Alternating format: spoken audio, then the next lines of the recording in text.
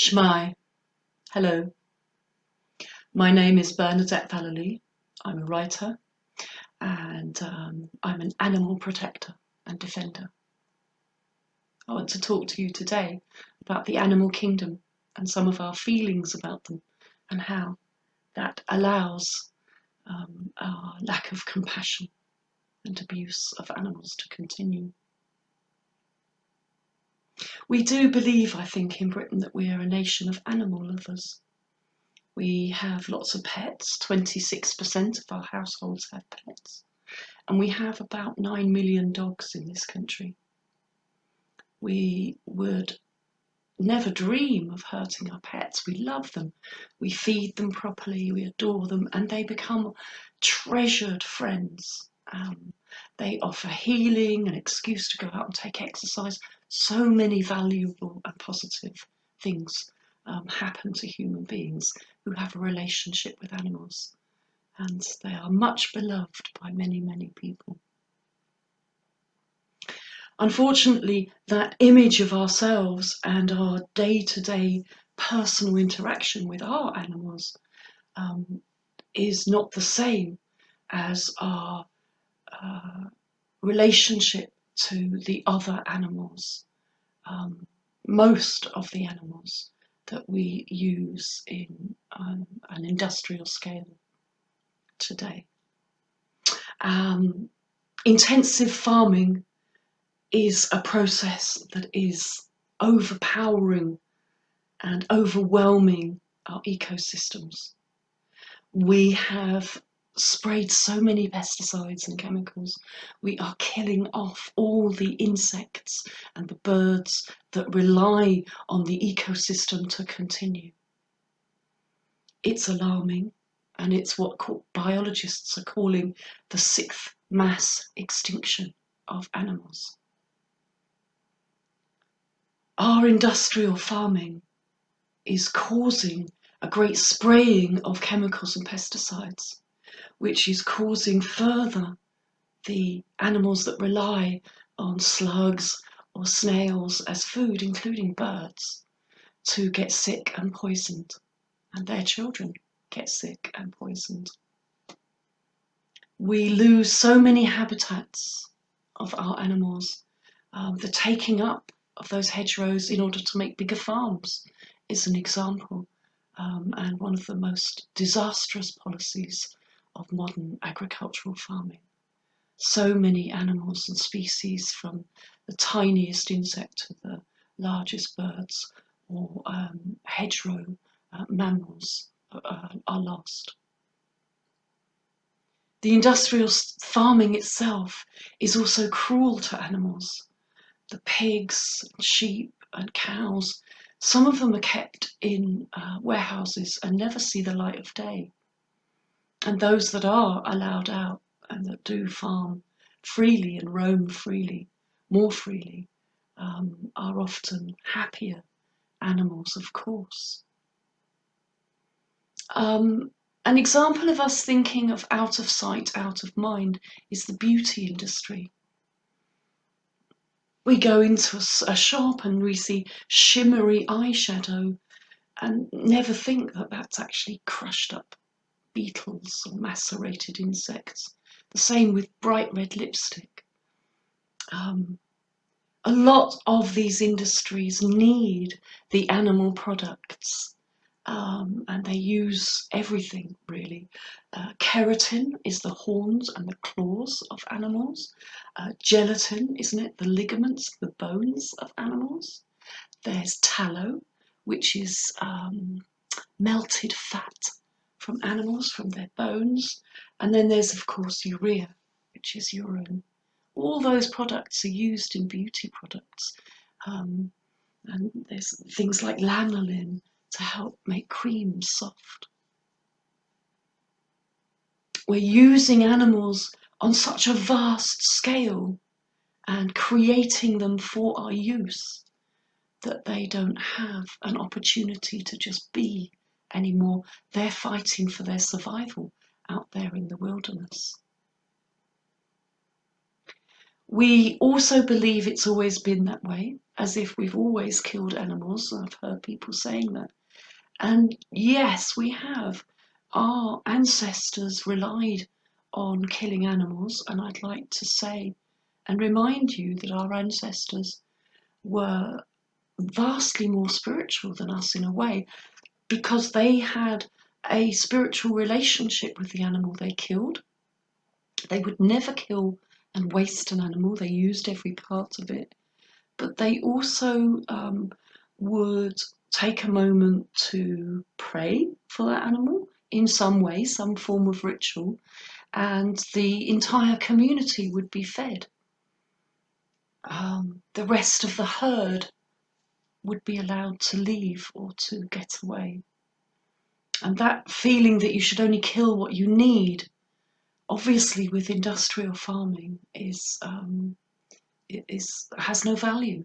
We do throw away huge amounts of processed meats and foods and made foods from our supermarkets because of sell-by dates and similar.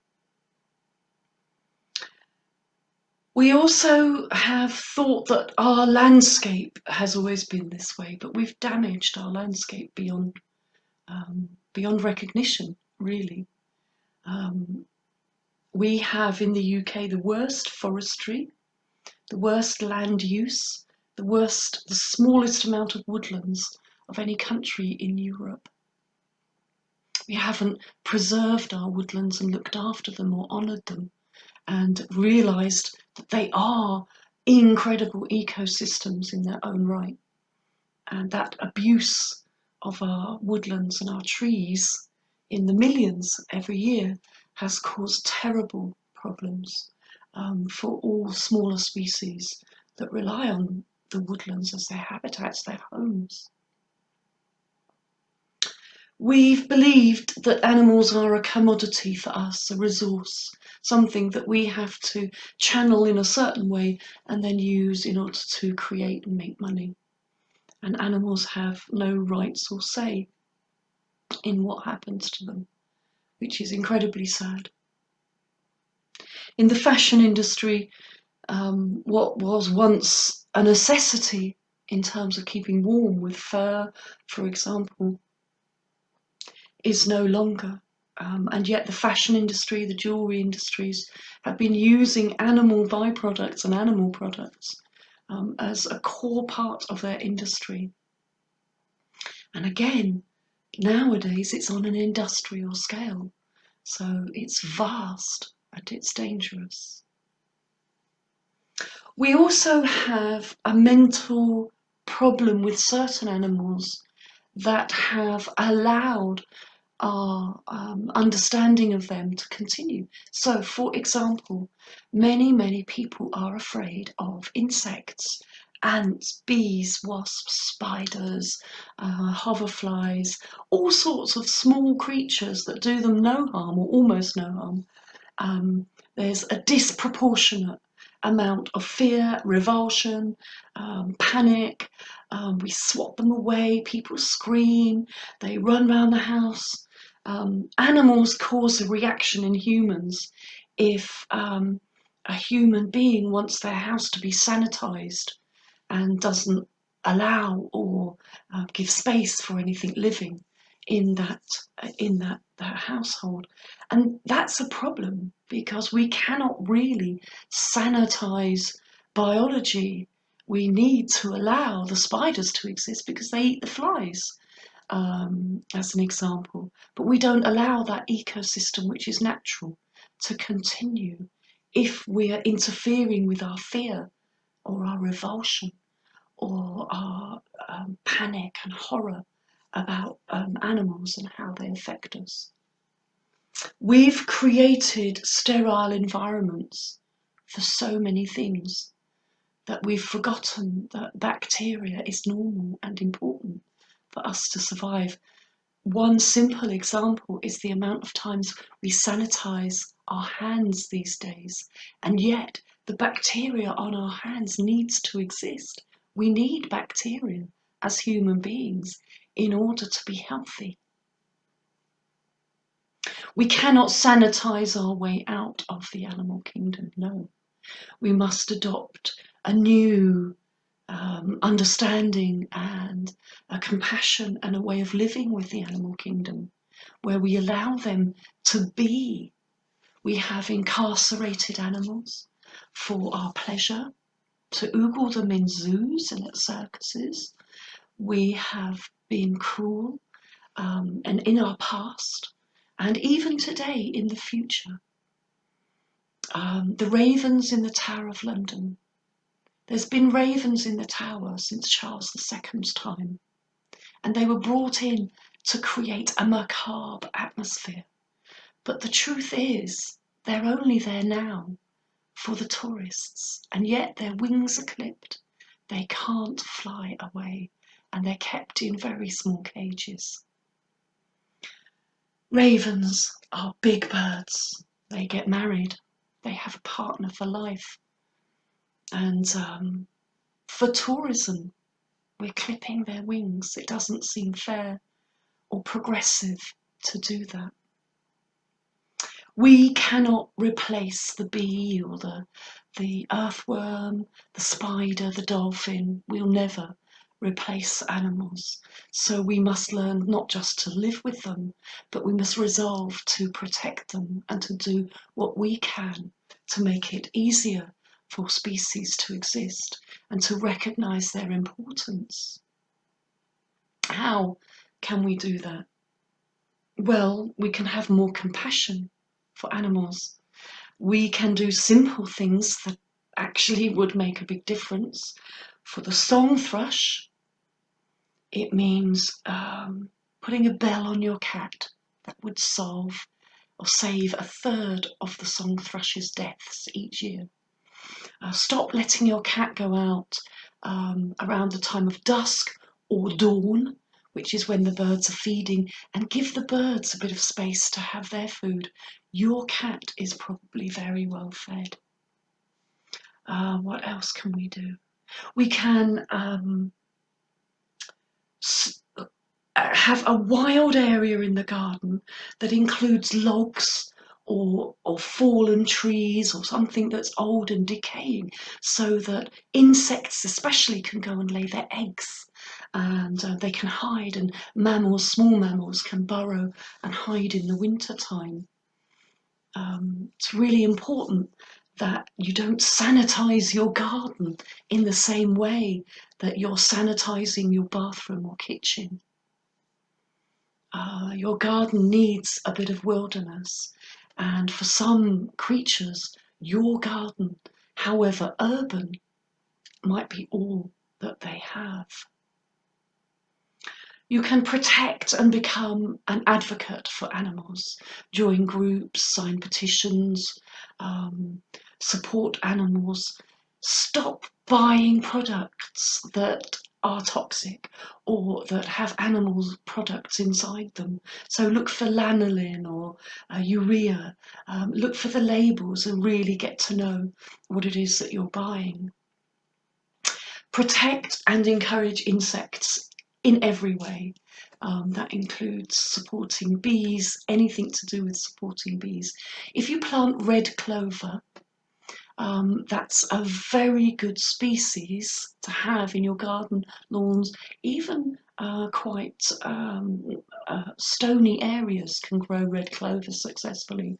And that's a brilliant species of plant which is loved by the shrill carder bee, a very important bee to Wales and to small areas now in the rest of the UK.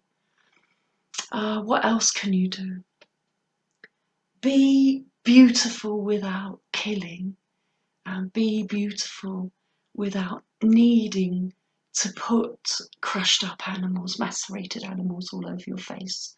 See if you can do it without. And there are plenty of brilliant businesses and all sorts of people who have made cruelty-free, vegan, animal-free, toxic-free, pesticide-free products.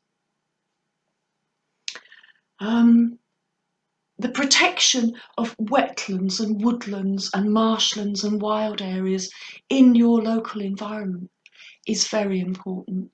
and you might need to see your council plan or your parish council plan and see what kind of developments are thought of, and make sure that your town, your village, your city isn't developing over the only small spaces that are left.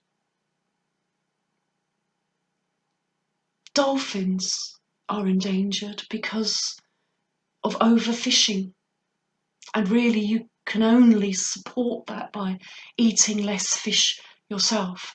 And if you do eat tuna, only ever eating dolphin-free tuna. You can support successful conservation projects, of which there are plenty, and endangered species can be turned around. An example is the leatherback turtle. It's seen in recent years a 980% increase in its numbers because of successful conservation programs closing certain beaches for only the few weeks of the year where those turtles scurry through the beaches and try and get to the ocean. So we've increased the numbers, and the same can be said for whales. In the 1960s, there were only 450 orca whales, and we thought that they would be destroyed forever. And conservation programs and pressure on those countries that were carrying out whaling was supported by small and large organisations across the world. And it meant that the International Whaling Commission had to do proper work. And they stopped the whaling in such numbers. And now we have 25,000 whales.